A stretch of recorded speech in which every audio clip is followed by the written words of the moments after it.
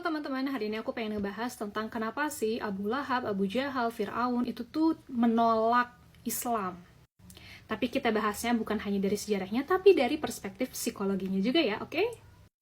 Jadi sebenarnya nih ya, Abu Lahab, Abu Jahal, Fir'aun ini adalah contoh orang-orang yang mereka itu punya self-esteemnya yang tinggi, tapi self-esteem yang tinggi ini tidak dikelola dengan baik. Orang yang punya self-esteem tinggi tapi tidak dikelola dengan baik itu bakalan menyebabkan mereka jadi orang yang sombong, orang yang anti kritik, orang yang pengen selalu benar.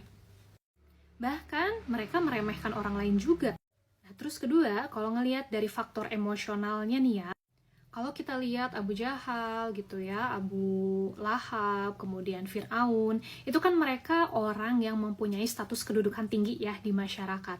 Dan yang kita tahu, Nabi Musa itu kan anak angkatnya Fir'aun, kemudian Nabi Muhammad itu kan keponakannya Abu Jahal, Abu Lahab gitu ya. Nah, mereka ini itu tuh takut kalau misalnya menerima Islam itu tuh akan mengancam identitas mereka. Karena apa? Karena, masa anak saya lebih pintar atau masa keponakan saya lebih baik daripada saya, itu tuh mereka nggak mau.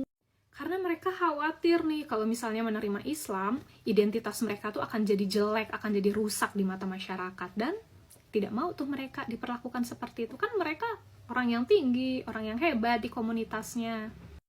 Nah, makanya ya, ini tuh jadi refleksi buat teman-teman semua. Kalau misalnya teman-teman suka merasa ya, ada perasaan, tuh kan lihat apa aku bilang, bener kan kayak gitu, itu tuh teman-teman harus bisa mengelola ya perasaan seperti itu, karena khawatirnya self-esteem teman-teman itu tinggi karena memang teman-teman mengevaluasi diri sendiri sebagai orang yang mampu, tapi karena tidak dikelola dengan baik, akhirnya nantinya jadi muncul tuh keinginan-keinginan untuk selalu menang, gak mau nerima dari kritikan orang lain.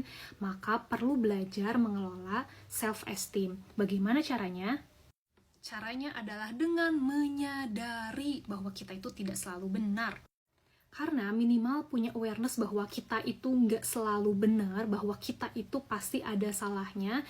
Tubuh kita itu akan lebih menerima, akan lebih bisa mengelola kalau ada kritik yang masuk atau kalau memang kita pendapatnya tidak diterima oleh orang lain. Karena nanti ya khawatirnya jadi kayak sifat-sifatnya Abu Jahal, Abu Lahab. Di sini juga kita harus belajar untuk unlearn sesuatu yang sebelumnya kita pelajari dan ternyata tidak bisa diaplikasikan di kehidupan saat ini. Dan belajar unlearn sesuatu itu susah banget.